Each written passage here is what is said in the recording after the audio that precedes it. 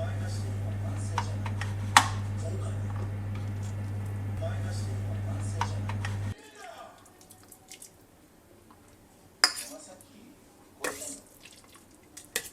んであんな女に手出しちゃったのかなーって。